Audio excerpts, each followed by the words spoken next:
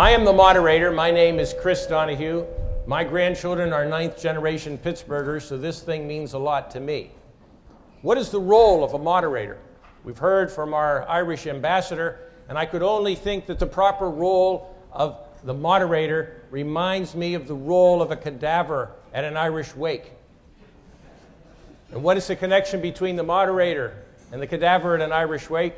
The answer is, unfortunately, the cadaver is necessary for the function, but no one expects to hear much from them. That will be my role today. And in fact, from our distinguished list of panelists, we will expect poetry. There is much depth behind what they know. We'll have poetry on sources of growth and innovation. In our company, Federated Investors, the founding fathers had this little rule of thumb, namely that yes, you can paint any picture you want, you just have to stay on the canvas. This is a way of saying that it's the strength of innovation comes from individuals. Perhaps it is even the triumph of the individual or the beauty of human capital.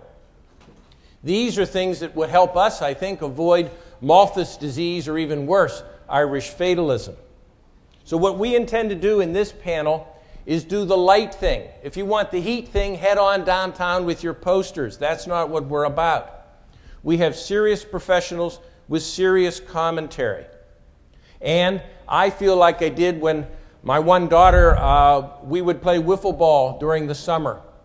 And I was a lawyer then, had 2 big bags because we were working on a really big deal. And she would say, it's time to play wiffle ball. She was a pretty good hitter, decent speed, fielding pretty good. Liked to play every night. First night I come home and said, no, I have too much stuff to read. The second night I came home with the same poor excuse. And so this little first grader said to me, why don't you just have them move you into a slower reading group? And that is how I feel with this distinguished panel. Well, we're going to learn about how data, you may even learn about how big zettabytes are. We'll learn about how the strength of national diversity can be used as an advantage. We'll learn about how New Europe can play ball. We'll learn about software and its many advances and how it, in fact, it advances a lot like children, sometimes growing up but not quite maturing. But to begin our panel, I'd like to introduce first our professor of economics and social science at the Tepper School, Steve Klepper, and he is going to talk about human capital. Steve? Thank you.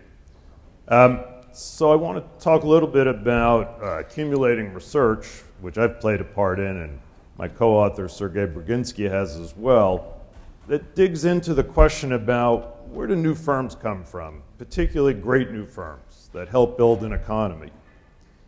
And one part of this research that I've particularly focused on is where do great new firms come from in tremendous industry clusters, exemplified today by Silicon Valley, but in a much earlier era by Detroit and the automobile industry.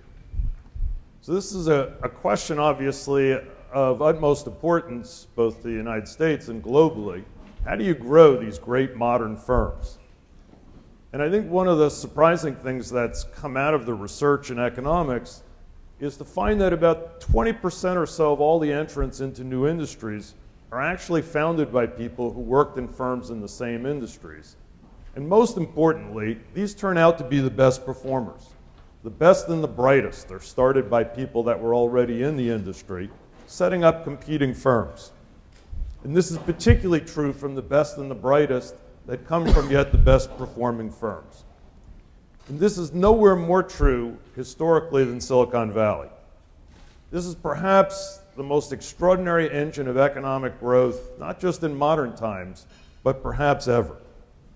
This tiny region, which accounts for less than 1% of the land mass of California, let alone the United States, accounts for over 20% of all venture capital investments in the United States, over roughly 30% of all newly issued companies on the stock market, and yet it's tiny.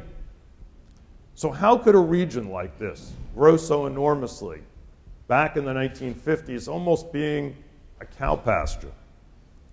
Well, the region got its name from silicon, the main ingredient in semiconductors.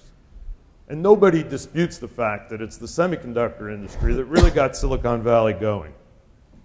But what's remarkable is, initially Silicon Valley had no presence in the semiconductor industry. And one firm, now not even that well known, but certainly well known at its time, Fairchild Semiconductor, got the whole industry going. So many people have left Fairchild and its descendants that these spin-offs have been dubbed very cleverly the Fair Children. And to name yet a few of these famous firms, today Intel, AMD, National, all owe their heritage to Fairchild. Over 100 firms entered in the semiconductor industry in Silicon Valley. But here's the remarkable part of the story. When we take a look at these firms and what led to the impetus of people leaving and starting their own firms, over and over again what we see is discord. They left, particularly Fairchild and later its descendants, over disagreements about strategy, management, marketing, a whole range of things. And the key to the success of Silicon Valley is the ability of people to leave and form their own competing firms in the same industry. Many people think Silicon Valley is sui generis, that it's peculiar and idiosyncratic to the qualities of the semiconductor industry, the pioneering spirit of California, and its restrictions on preventing firms from stopping employees to leave their own firms. But the accumulating research suggests it's the complete opposite. Silicon Valley is age-old. The same thing happened in Detroit in the early part of the 20th century in the automobile industry. The great firms, or at least once great firms, Ford, Chevrolet, and General Motors, the precursor to Chrysler, all emerged from the same impetus. People disagreeing with their employers and being able to go off and start their own firms. This isn't just a US phenomenon, and Serguey will talk a little bit more about this.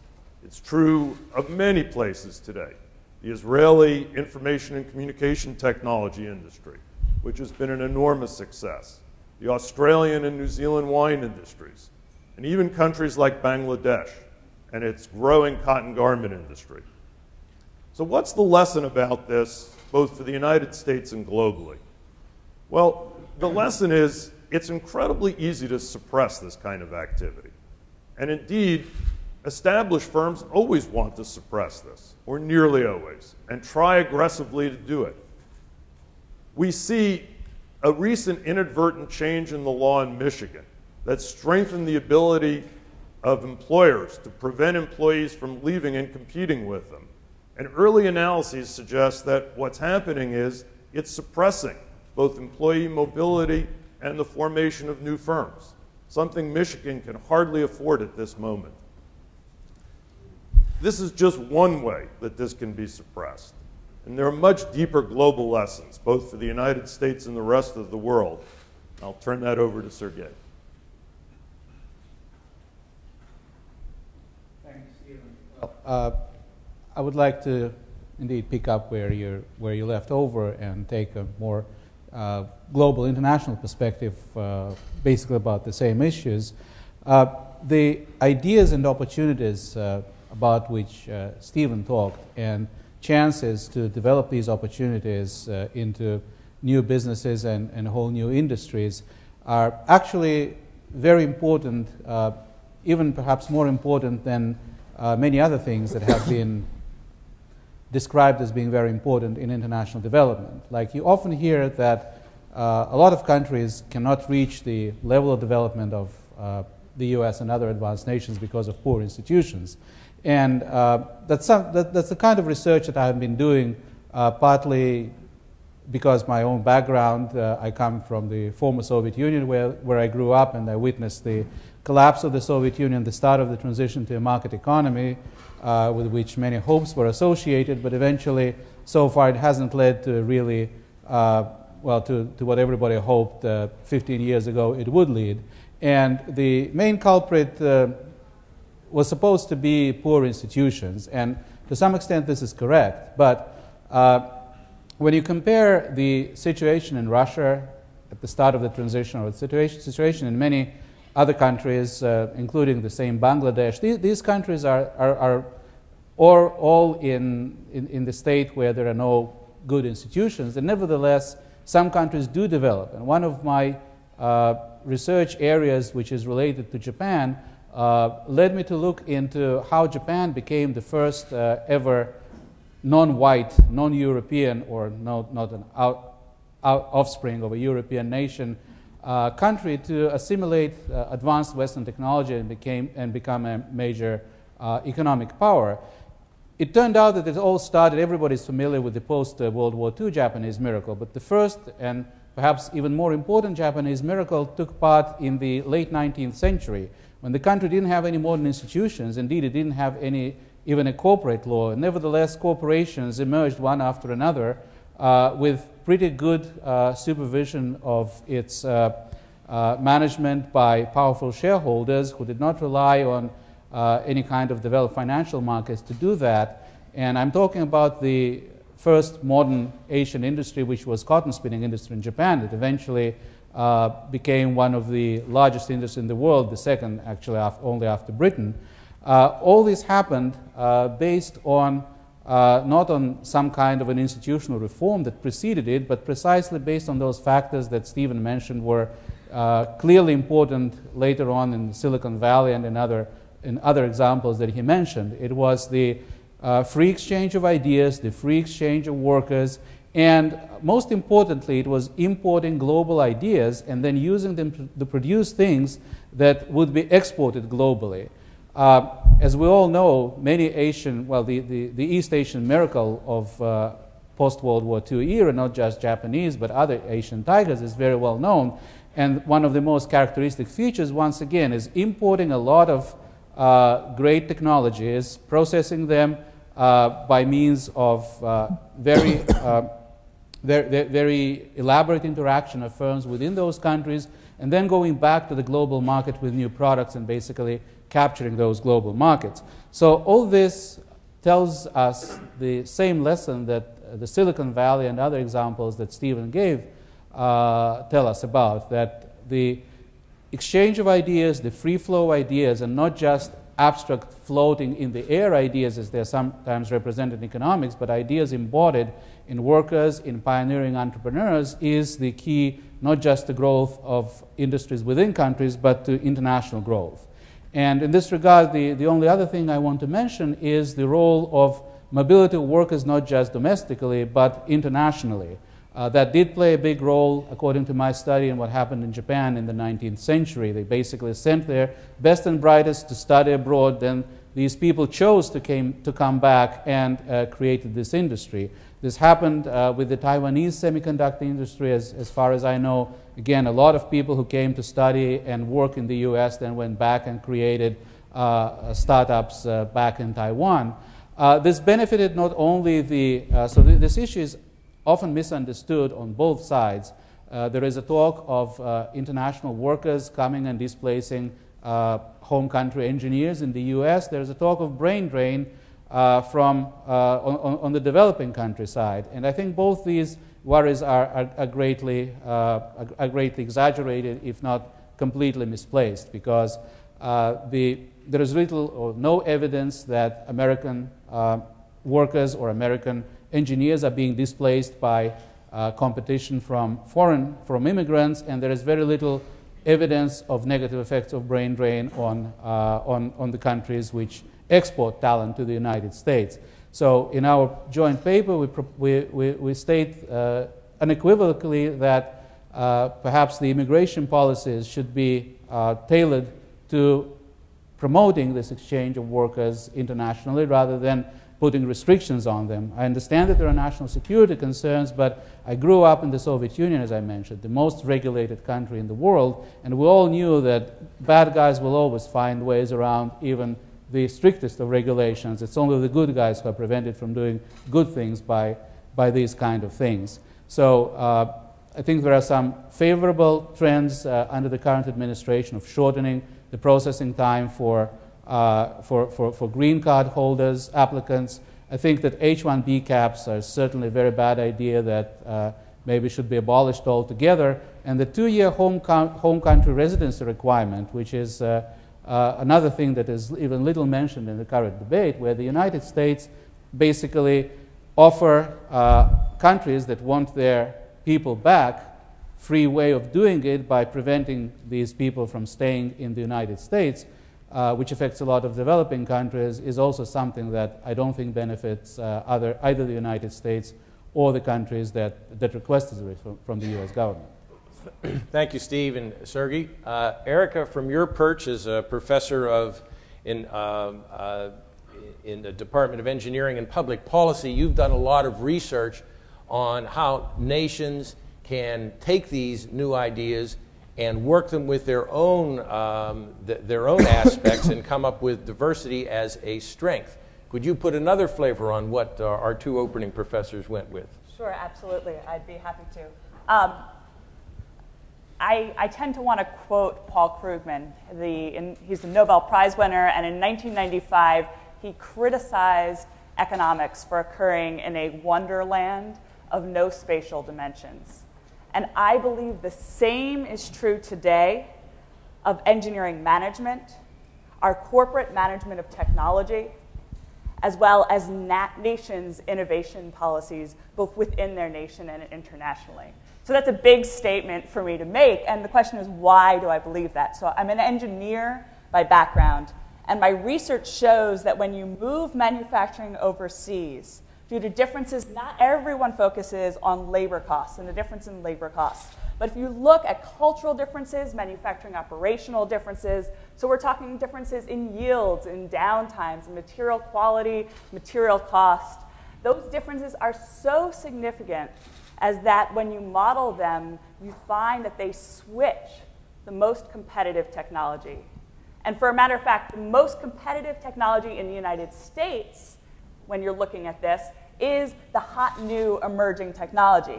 But when you move manufacturing instead overseas, those economics switch, and the old technology becomes more economically viable than the new technology. And the firms in both of the industries that I've studied follow those economics. So it's rational, right? They move manufacturing overseas, they produce the old technology overseas, and they stop pushing forward that new technology back in the United States. And so the question then becomes, well, wait a second, as nations, how should we be thinking about this? What should we be doing?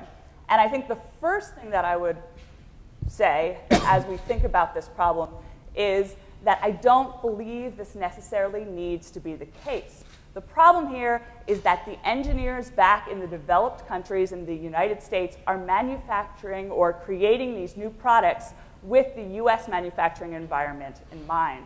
And so it's not that our hot new technologies to continue Moore's law or our hot new technologies for energy savings and automobiles, it's not that they have to not be more economically viable when we move manufacturing overseas. It's that we have to actually understand what that manufacturing environment is overseas and how to educate our engineers how to get them overseas and understand that manufacturing environment so that they do produce new technologies that are more competitive in those environments. So that's one. The second then is you might want to say, okay, as nations, should we then be keeping manufacturing in developed nations to encourage the hot new technologies to continue to be pushing forward? And again here, I think you need to be careful. You need to say, no, we cannot take a one-size-fits-all approach to technology. Instead, one, if a firm can afford multiple manufacturing facilities, it should be using multiple manufacturing facilities globally, whether that's a Chinese firm, a United States firm, to diversify its manufacturing portfolio. On the other hand, if a firm cannot afford multiple manufacturing facilities, it's a small high-tech firm, it needs to understand how where it manufactures is going to change its most competitive design. And as nations, we have to understand how where we choose to manufacture is going to change the direction of our technologies, the technologies that develop, and the technologies in our society. So. Thank you, Erika. One of the other things we're going to do here in a couple of minutes is we're going to get to a few questions. Dr. Skinner said we weren't supposed to do that, but we're taking our own initiative to do that. We're going to allow each of our professors to make a few comments before we get to that. But now, turning to New Europe, Marcin has written about how people headquartered in Poland and otherwise can make a real difference, growth through innovation, perhaps even compromising the dollar as the lead currency in the world. But how do you see these ideas impacting your work and the future of New Europe? Thank you. First of all, thank you to the organizers for setting up this amazing conference. If I can say a little bit about myself, I'm an assistant professor of economics at Kozminski University in Poland. Until recently, I was advisor to the Poland's Deputy Premier and Minister of Finance, economist at the IMF for the last 5 years in Washington, D.C. Then I left US, went back to Poland, became the chief economist of PKO BP, the largest bank in Poland. And recently, along with my academic job, I also joined the World Bank as a senior economist for Central and Eastern Europe. So what I want to talk today about is actually not only about New Europe, but I thought I could enlarge the topic and talk about emerging markets and talk about what does the future hold for these countries and whether the growth, economic growth post-crisis in these countries will be lower or higher than before. Before I go into details, let me just give you the two messages. One, I think that growth, economic growth post-crisis will be lower for years to come than we have experienced in the last decade. And second, that innovation will have an even more important role to play in enhancing economic growth in the future. But let me start by repeating what the sources of growth are. As students of economics and others know, you can look at GDP from various aspects, but one of them is that you look at GDP that is due to contribution of investment, contribution of labor, and thirdly, contribution of productivity on innovation and human capital. And if you look at these three sources of growth in the post-crisis world, my interpretation is that the global economy will be now growing slower. Let me tell you why. First of all, I think that in the years to come, global economy will be, particularly emerging markets, which will be investing much less than before. And this will be so because financial flows globally will diminish, mostly from developed countries to developing countries. And the cost of financing will also increase. Let me give you an example. Before the crisis in 2007, Polish enterprises, Hungarian enterprises, Czech enterprises, and others could borrow money on international private markets at 10 basis points or 15, 20 basis points above what similar German companies could borrow at. That is 1/10 of a percentage point. Today, the same enterprises have to pay at least 2 percentage points more for capital than 2 years ago.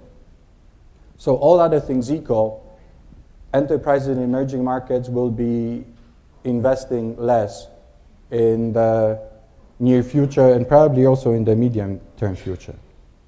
Second, in terms of input of labor into GDP growth, here again, I think that this contribution to growth from labor will also diminish. There's a number of reasons, but let me just give you two. One is that there will be lower migration flows, and I do not need to preach to you what the problem in the US is, with all the foreigners having increasing problems with actually entering the US and studying at such prestigious universities as this one. And I think there's a global phenomenon. European Union is also trying to erect all new kinds of barriers for immigrants to come in. Without these immigrants, labor contribution will be going down, particularly that, and that's the second point, a lot of emerging markets and others are actually on the verge of an accelerating population aging.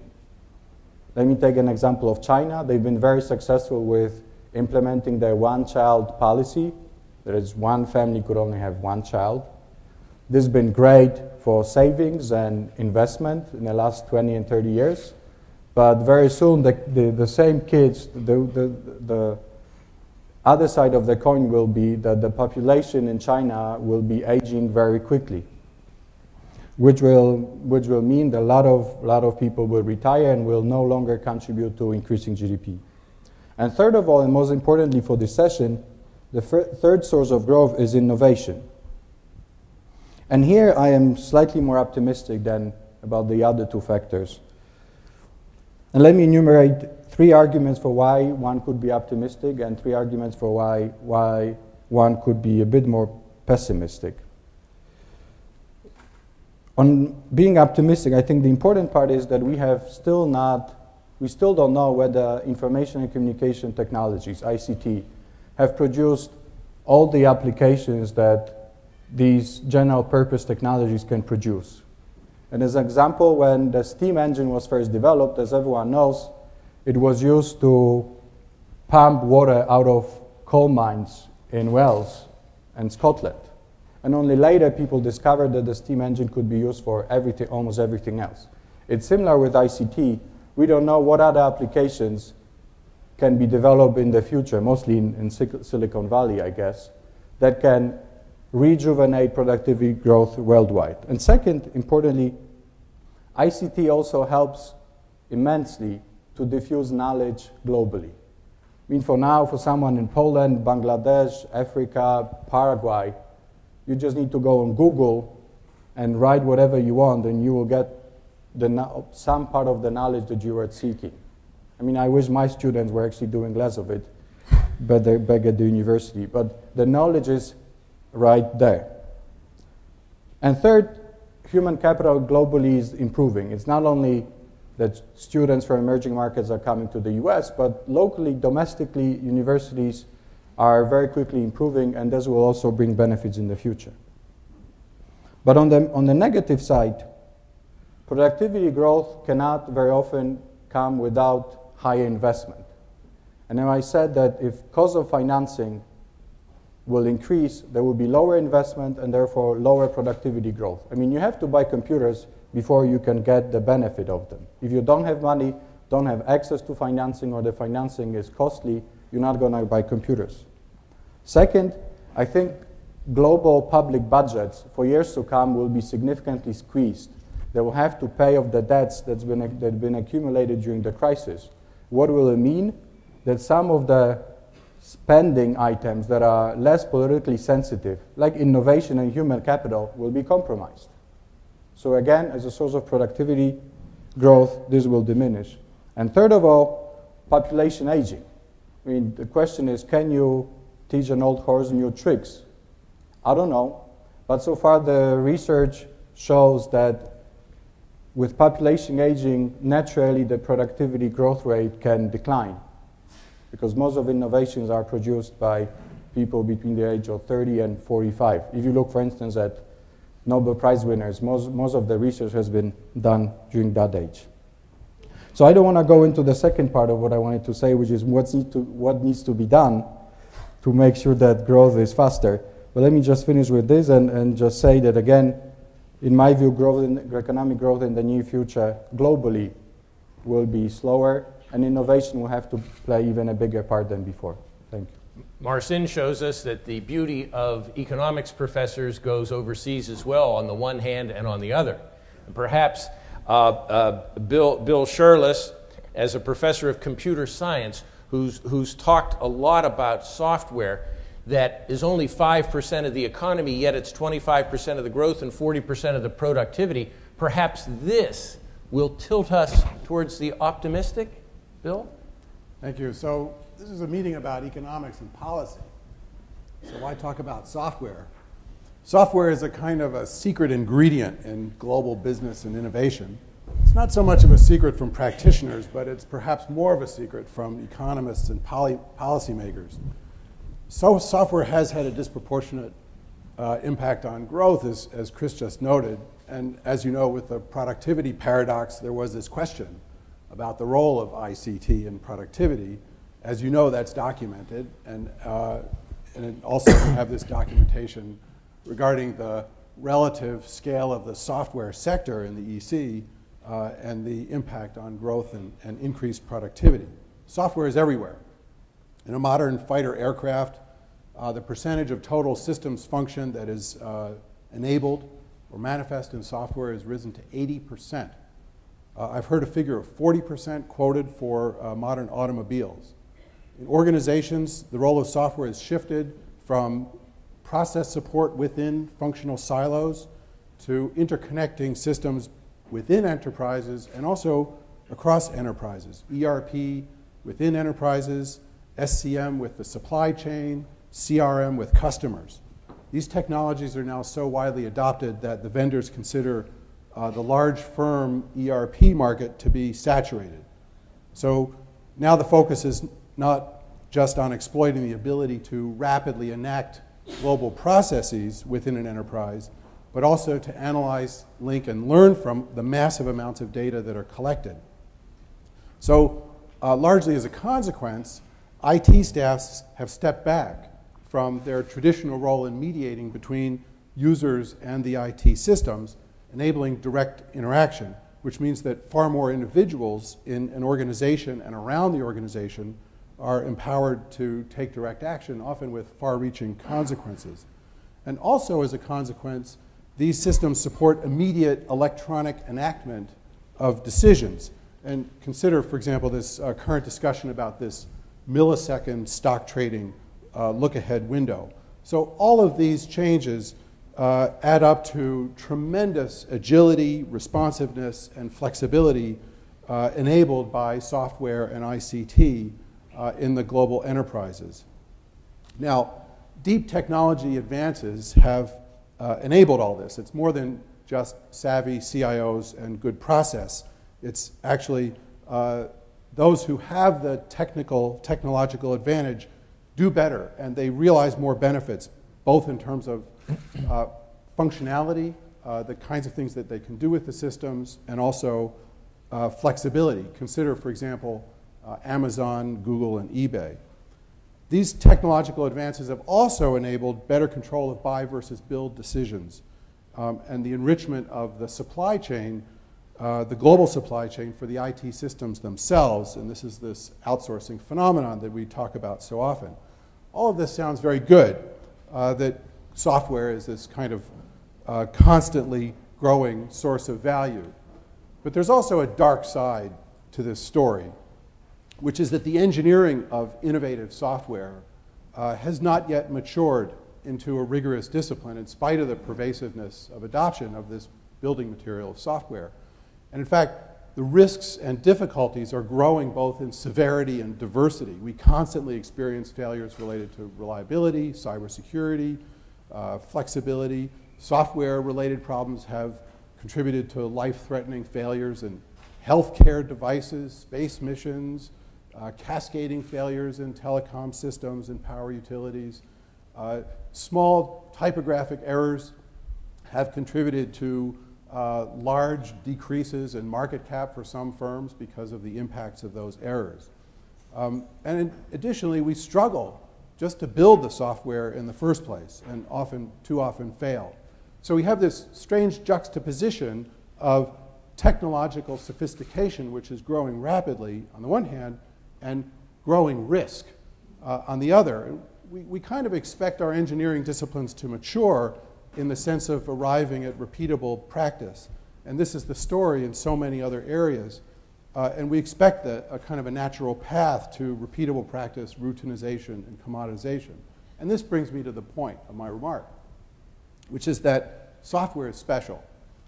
Not in the sense that everyone is special, but rather because software uniquely has this purely abstract and synthetic character. It lacks fundamental physical constraints, the constraints that characterize traditional engineering disciplines. It's about manipulating symbolically. So the only real limit is our ability to achieve intellectual control. So while we have commoditization in software and ICT, we also have this endless growth and capability at the top end. Just as soon as we figure out how to routinize something, we evolve new capability to better compete. And this is enabled by continuous technological advancement, and that in turn is enabled by this unboundedness of software. So for example, the size of the Windows operating system in less than a decade has grown by more than a factor of 10 in terms of capability. So another way of saying it is we're not going to get to a plateau. Instead, we are constantly disrupting ourselves. And this is what I mean by the endless value spiral, this constant disruption. We have a half a century of unceasing revolution in the ICT industry. And in fact, for the last 40 years, this is also the story of the internet. It's not a steady, continuous growth. So what conclusions can we draw? First, mere presence in the market requires keeping pace with this ongoing innovation. Second, leadership in the market requires an active role in defining the architecture of new systems, and doing so as a first mover. The economics of software are focused on externalities. The third conclusion is that the technical challenges for software are broadening. We have challenges of software assurance, of large-scale architecture, of handling massive amounts of data, of concurrency, and the like. Fourth, the risk management models that we develop for business and also for our engineering practices need to be continually adjusted to accommodate to these new realities of software and IT-enabled business practices. And finally, the role of software leadership in the global economy is growing. And this is becoming increasingly recognized with the result that the competition is more intense at every level of capability. And this leadership is maintained through constant investment in innovation and in people. Costly physical facilities are not needed in the software economy. There's no concept of manufacturing. Education and technical currency are the fundamental and ongoing challenges. In fact, Dan Rooney earlier quoted Craig Barrett of Intel on this subject. In software, the CapEx is education. So the bottom line is that we are growing in our dependence on software. It's a principal enabler of the global enterprise. We gain tremendous power and agility from software capability in diverse sectors. To compete, we need to continually move forward in this area. Thank you, Bill. You have all this software going, it's going to create data. We're pleased to have with us also Randal Bryant, king of data, also known as he's a professor at CMU and dean of the School of Computing. But he's also able to get from data to real stuff. Randy. Thank you. So my essay, I talked about the mushrooming amounts of data and all the computation that can be done with it.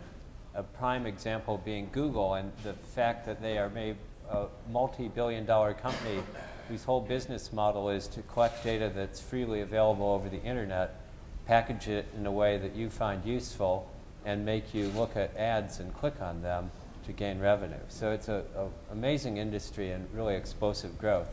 But I thought to sort of get back more to the topics of today, I would follow more on what Bill Scherlis was talking about and talk about the whole global IT industry. And the way I'll do it is to talk first about Infosys, which is a company I visited last January.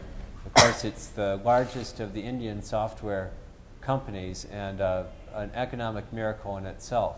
In 1991, Infosys was a $2 million company.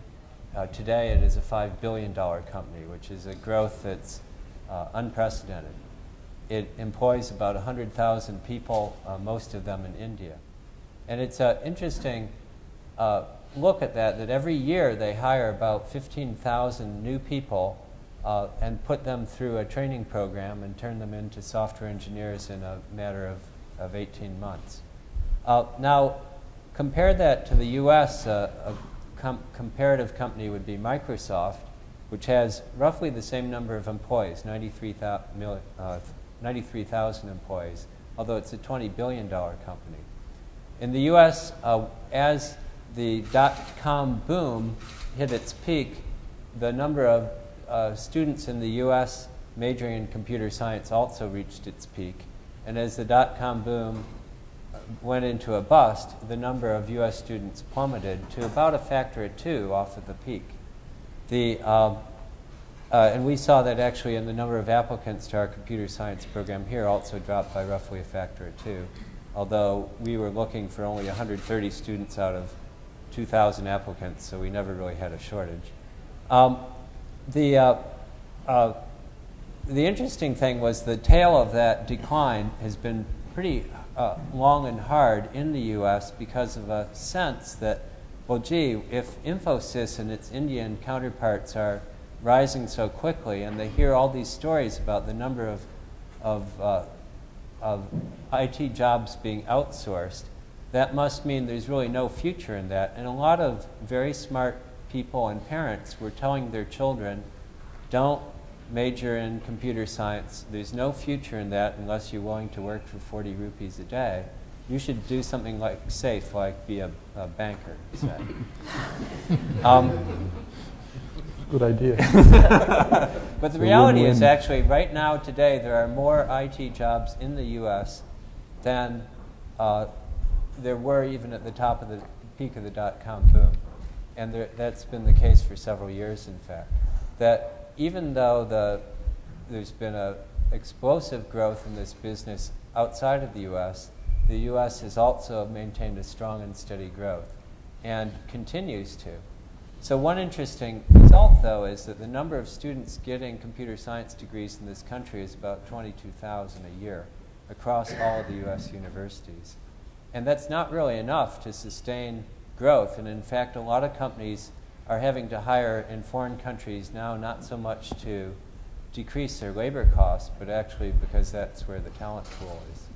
And so I think one of the challenges for our country is, again, since our students largely choose what they major in, and that making sure they understand where the opportunities are is an important thing, and building up an engagement in technical subjects and the preparation they need to get degrees in this area is important. And also, as has been mentioned and will be mentioned many times today, the immigration policies we have, which create various barriers, not insurmountable, but still barriers for the many students who come here, study in our universities, and actually would like to stay in this country because they see it as the place to be innovators, that we need to keep that open and make those possibilities available.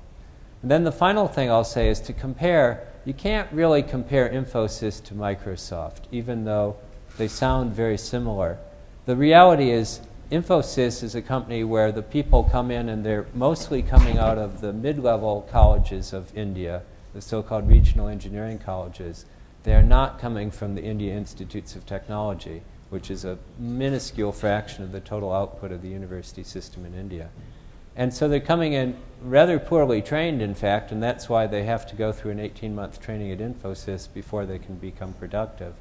And even then, the kind of work they do is much more lower on the food chain, so to speak, of IT innovation. So the U.S. still has a huge edge in being the place where the most innovative products come out in the computer industry. And not just Microsoft, but look to companies like Google and Facebook, as well as being companies that are driving whole new economies and whole new types of products, whole new business models through innovation in computers and computing, IT. Thank you, Randy. Thank you, panel. Now, at this point, we'd like to turn a little over to you all. If you have any questions, raise your hand. If I catch your eye, if you catch my eye, you will be the next batter. I see one behind the podium. Hello. Hi. Good morning. Since I work for a software company, I would like to add something here to what the panelists said very briefly. To your point about the future. No, we don't know what type of application this industry is going to provide. We just don't know, but a lot of things are going to happen. Social networking, for once, which is now limited to the Facebook, that we all use, Facebook of this world. Lots of applications for government, security, healthcare, customer relations. Obviously, this is one of the issues and domains where a lot of things are going to happen. About the new technology development model, yes, the US still retain a huge edge, very true. But look at the most successful iPhone applications. That was developed in Ghana by a guy called Henry, who even didn't have an iPhone. He used the iPhone demo on the internet to develop one of these applications, and he sent it to Apple, and they sent Henry a very fat check back. So this is the new model where innovation in the software industry happens everywhere, every time. Places like Jordan, Egypt, Dubai, Qatar are starting to also have their own center of excellence there for software. So what I'm saying is that yes, the US still retain an edge, Europe is far behind, but we must be very careful because the model has changed, the system has, the ecosystem is changing. So we need to put our act together, and I think that our panel on education later today will talk about that a little bit. I think the question is to comment on the comment. Actually, it's a really good point that things like the iPhone has enabled very small individuals really to have a product, get it into a market, and get sales going on it that otherwise would have taken all of the forces of a large company to make things happen. And as a result, it respects no national boundaries, that it, wherever a smart and creative and entrepreneurial person is, doesn't need lots of resources, doesn't need a big loan from the bank to make it happen. And it really is remarkable. And I think, my view, by the way, is I really think that the global IT is something where many boats get raised by the growing industry. And I'm glad to see innovation happening outside of the US as well. Yeah, go ahead, Bill. Steve? This actually, your comment is very apropos because it actually cuts both ways. On the one hand, the growing sophistication of the software technology and the infrastructure stack has drastically lowered the barriers to entry so that you can have somebody from Ghana creating a successful iPhone app on the one hand. But on the other hand, Apple controls the market. Apple controls the system. So from the standpoint of externalities and who's driving the market, it's still firmly in Silicon Valley. Steve had. Yeah, I wanted to say I think the Indian software industry is a kind of parable for something a lot broader in terms of globalization, which is when you look at the Indian software industry, a lot of it, not by any means all of it, was fueled by people who were trained in the United States, who cut their teeth in organizations, again, particularly in Silicon Valley, many of whom at one point started firms in the US, but then were pivotal in connecting Indian software firms or getting them going with US firms. And in the long run, I think Randy's right. I served on a National Academy of Sciences panel on the IT R&D ecosystem. The surprising thing is, not only does it not seem to have cut into US jobs, it seems to have almost stimulated the industry in the United States. So why would that be true? Why would there be this virtual beneficial cycle? Well, the answer is, as time goes on, it's the whole idea of trade and specialization. You get, India is not specializing in packaged software, which is much more what you see in the United States. It's enabling the US firms to specialize more at what they're good at the same time as creating these opportunities for India. But you can't keep getting the goose laying the golden eggs if you don't, in the United States, support the emerging specialization in this more basic side of the industry. So the panel that I was on looked carefully at, for instance, DARPA, which, you know, the advanced part of the defense industry used to spend a lot of money supporting both education and R&D in the software industry. Not only has it declined, but there really hasn't been a substitute for it in the United States. So you have to have everything working in coordination. And so I think there's still opportunities, but in all the developed countries, they've got to be aware of what it takes in terms of commitments to R&D and education. And I think that's something in the prior 10 years we saw really decline in the United States. Hopefully we're seeing signs now under the current administration that it's changing. I think this is a place where the Europeans have been much more ahead of us. And it's something that really has to go hand in hand with the kind of globalization, taking advantage of these trends, not resisting them. And I think you've introduced Marcin's comment. Go ahead. Thank you. I'm actually very worried about the big fat check to Henry in Ghana. And let me explain why. Because as Fred Kemp in his speech at the beginning said, this discussion today is not only what's good for the US, but also what's good for the global economy, G20. And I wish that Henry, instead of getting the check from Apple for selling his ideas, would rather stay in Ghana and develop his idea in Ghana so that it will be a Henry Incorporated company soon to be listed either on NASDAQ or ideally in Accra Stock Exchange, because that would be a way for diversifying the fruits of global economic growth. I think there's one of the problems which I also wanted to talk about in the second part of my speech, which is what needs to be done to make sure that all countries in a global economy can take part in innovation and can benefit from innovation. And I think here there's a lot of things that would need to be done. There's also an example of Israel with one of the most successful stories of building up IT industry from almost scratch, and with all these Israeli companies being then listed on NASDAQs and New York Stock Exchanges and elsewhere. The problem is, though, if you look at the Israeli economy, there's very little linkage between the very successful ICT industry in Israel and the rest of the economy. There's virtually no spillovers. The Israeli innovators get all the money, all the billions. They cooperate with US companies. They develop new things. But it has very little influence on non-IT industries in Israel. And as a result, Israel as a whole is growing slower than it could have been. So the big question to all of us, and I think to the G20 summit, is what do you do for the Henry in Ghana to actually stay home and develop his company there and probably sell products to American consumers and Polish consumers?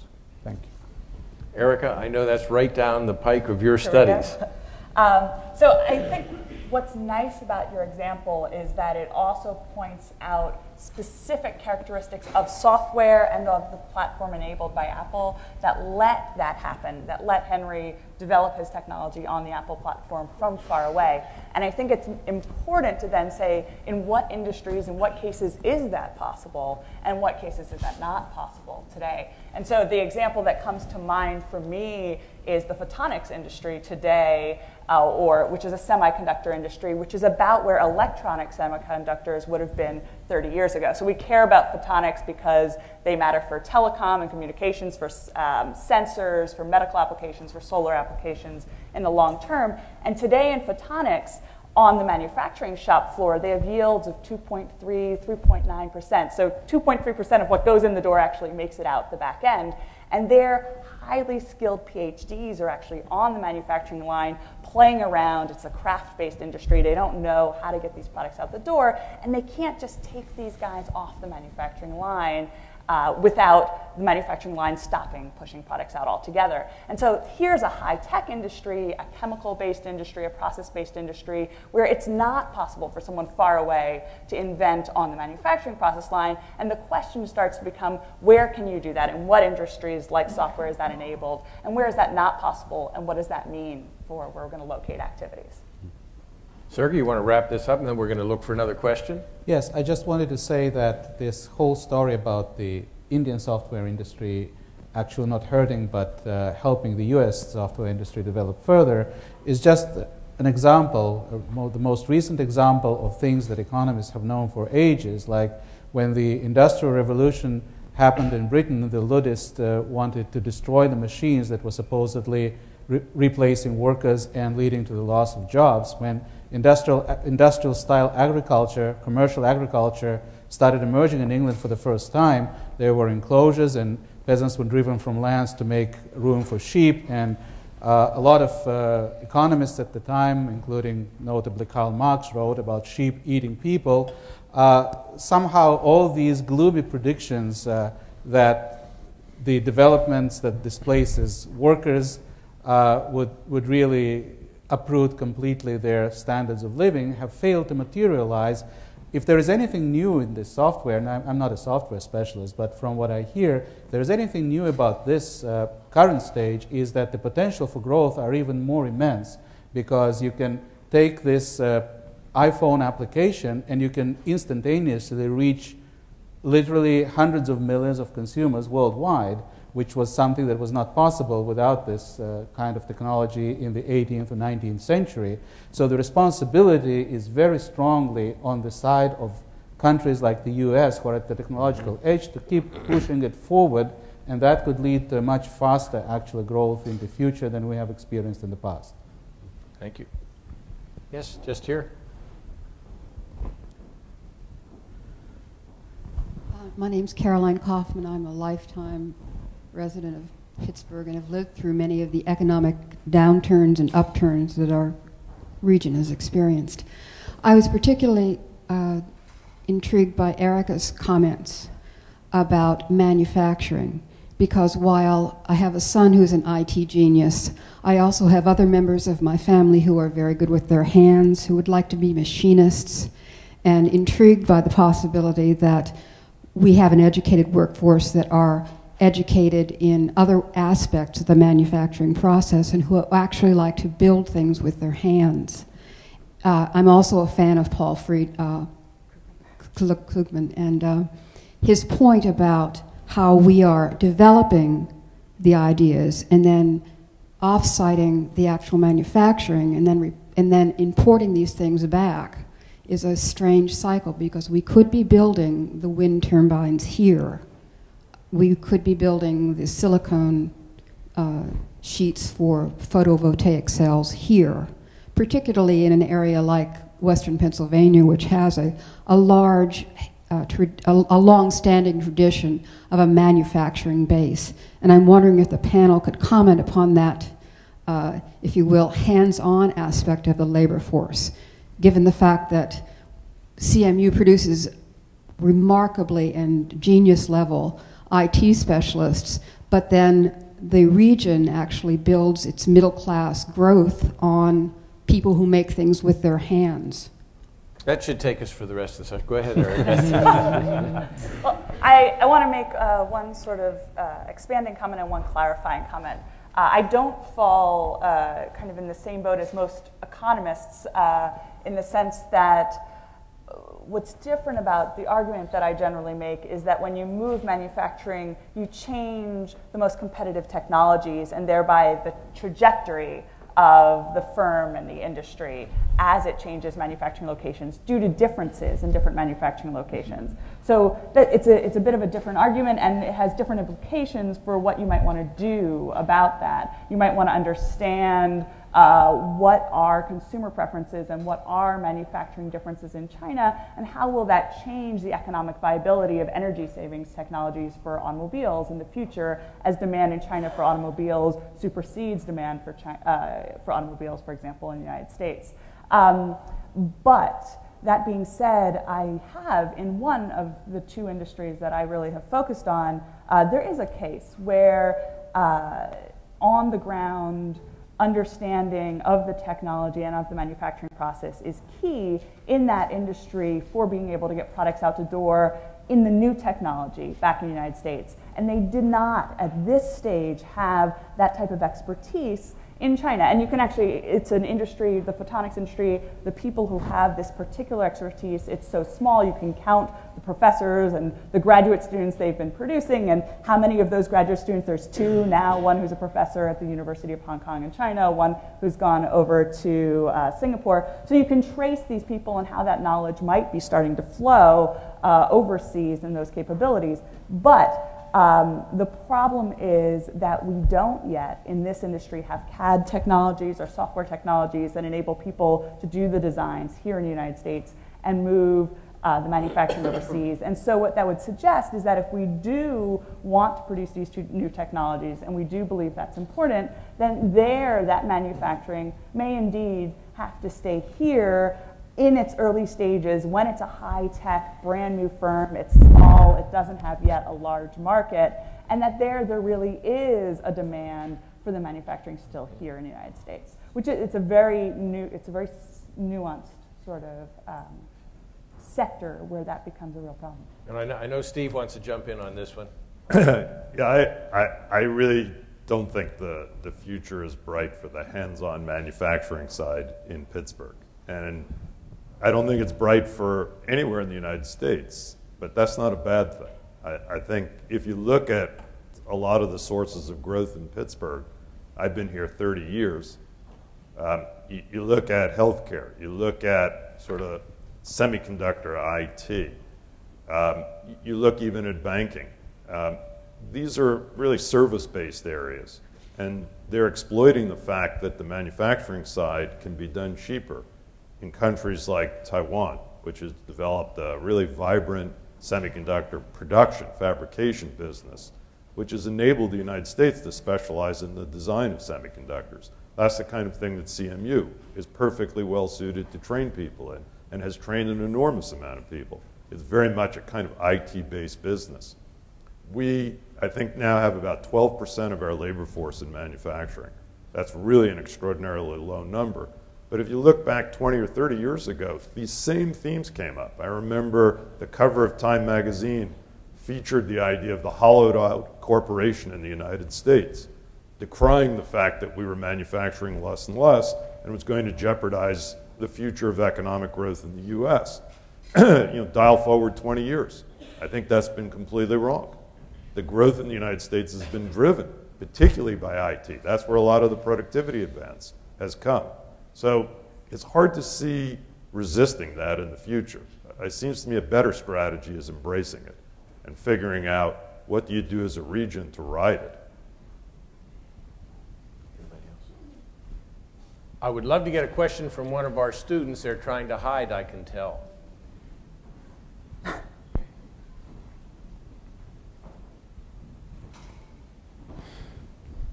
We're walking a mic back to the student. The student is not figuring out the question. Hey, I wanted to ask, one of the topics that has been kind of brought up multiple times is the role of technology and data and its role in innovation. And one of the questions I wanted to ask is, one of the terms that's been thrown around, especially within the IT industry as of the last year and a half, 2 years or so, has been the concept of cloud computing, storage of data in the cloud, the movement of software to the cloud. And while that has some relatively easy to see some benefits and some risks for both in terms of the accessibility of resources and the flexibility, while it has the dangers of data security and downtime, my question was kind of focused on how does that impact innovation, especially the startup of new firms and their ability to access those resources? That sounds like Randy's question. Actually, the ability of cloud computing, which actually that term has become such a buzzword that it means different things to many different people. But let's use a definition here of that the IT infrastructure is not necessarily owned by the company that's making use of it, but rather by a service company that's providing it. And a great example is Amazon. We know as an online shopping place, but they're making a serious business out of providing both computer cycles and the storage capability to many companies.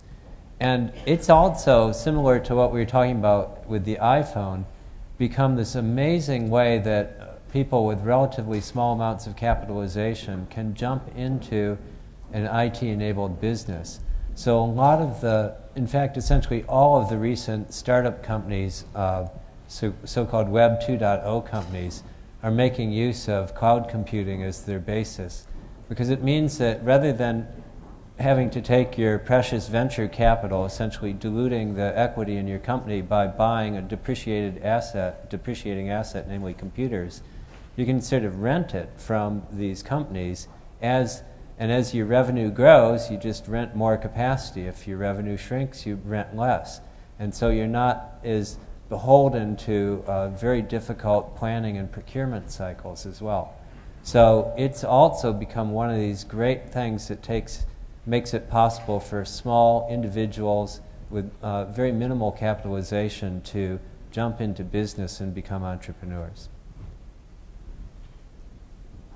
I'm going to do something here now. We have about 6 minutes left, and I'm going to challenge our panel to give us 45 seconds to 1 minute summaries of what they've seen from here or some poetic beauty they want to impart to us at this point. Now I'm looking for a volunteer to go first because I did not warn them about this particular activity. Seeing no volunteers, I volunteer. Oh, a volunteer, thank you. I'm sorry to say, but I must disappoint Pittsburgh and I must disappoint America, because I think we should be, from an objective global point of view, we should be discussing more about how you create jobs outside of America and outside of Pittsburgh than creating jobs here. If you want to spread wealth, if you want to make sure that the global economy is growing for everyone and that everyone takes part in growth, including billions of people in Africa and Asia that have unbelievably lower standards of living than we all here, then I think the discussion should be, how do we help Henry in Ghana to set up his business? How do we help Indian Infosys and others to make sure that they're not only islands of prosperity and new technology, that the Slumdog Millionaire movie will only very soon become history, and there will be no slums in India, and that all the other guys that were depicted in the movie can actually benefit from innovation. Because again, from a global point of view, the question is, how do you spread jobs and how do you spread innovation from the US and developed countries to others so that they can also benefit too? Thank you. Bill, you want to comment on Bollywood, or you have your own comment? Well, actually, I think that an area of growing engagement and excitement in our community of computer scientists is what we call ICT for development. This has been an area of focus, certainly here at Carnegie Mellon and at other universities, including Berkeley, for more than a decade. Most recently, for example, Bill Gates came to the Carnegie Mellon campus in Doha, Qatar, to talk about this topic, the developing world. What's the role of ICT?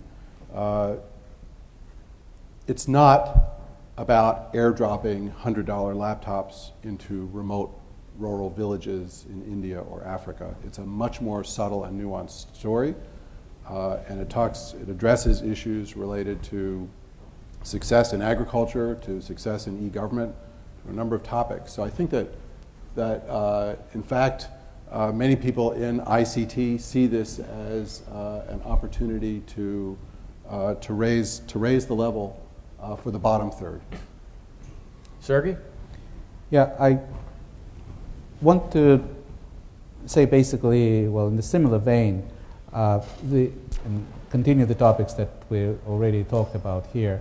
The importance in particular for developing countries of ideas and opportunities is something that cannot be exaggerated. And I just don't know how many people like Henry, before the advent of the internet and iPhone, used to live their whole lives in those poor locations and never, get anything to do with their talent and never get noticed by anyone at all.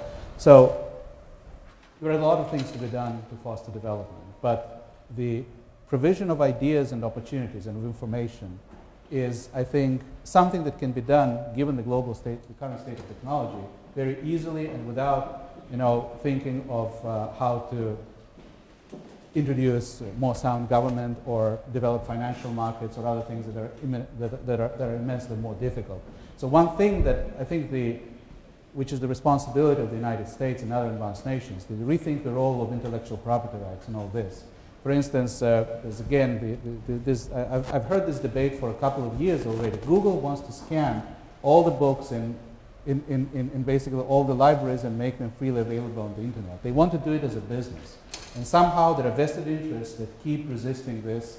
And if anything, the trend in the US, in particular in the past few decades, has been to strengthen rather than loosen intellectual property rights, which really goes against all these trends. It's particularly harmful to the spread of knowledge and ideas to developing countries. So I think the policy that the US has with regard to intellectual property rights has to be reconsidered, including the non-compete agreements that Stephen mentioned, but not limited to that, but in a lot of aspects. Whenever we can provide free information, whenever there are businesses like Google who want to take this up, there's absolutely no reason to restrain them. Thank you. Steve, we have the 2-minute warning. 3 professors in 2 minutes. Watch. So we've talked a lot about the U.S. spurring innovation and benefiting the world. I want to talk about one gigantic challenge that's looming for that role, and that's dealing with energy and dealing with climate control, obviously related. Back when oil prices skyrocketed in the 1970s, U.S. productivity growth slowed down enormously. Took a big hit for a long time. we still don't have an energy policy in the United States. And a failure, I think it's just a year or two away, we're going to be back up at high oil prices. And it looks like something to stay, given the growth that's occurred in India and China that's spurring a lot of this. So if the United States is going to continue to play this role and provide benefits throughout the world, due to its pursuing its own self-interest, it's going to have to figure out what to do about energy policy. Thank you. Erika? Sure. I want to make one short comment to Carolyn's question, which is just with less than 28% of manufacturing value added currently in the US, and that number has continued to decline, I do think there's a fascinating question with respect to military procurement and what's going to happen with respect to where the military is going to get its manufacturing technologies, and that's a question for another time.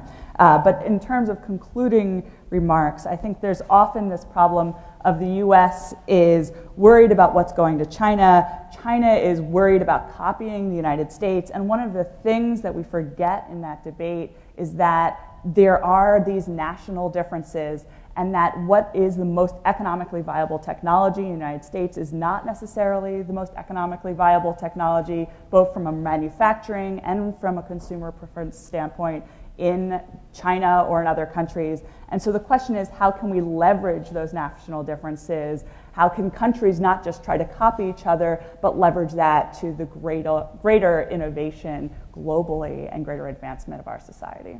Thank you. Finally. So I'm going to jump into a topic for which I have no qualifications to talk about, but in the issue raised about can we really afford to lose all the jobs that involve hands-on work?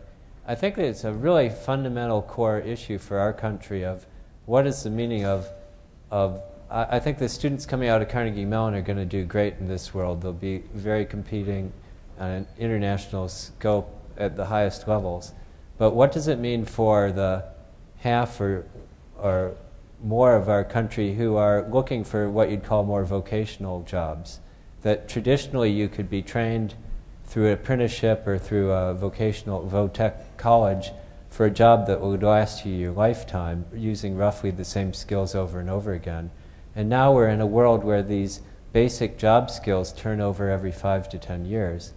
So the only hope is to make people be able to learn and learn and relearn over time. And I don't think we've developed the educational system that's capable of that. I don't think we've developed the expectations among what's called them blue-collar workers that they will have to continually renew their skills and perhaps move completely from, say, being a factory worker to being part of the service economy.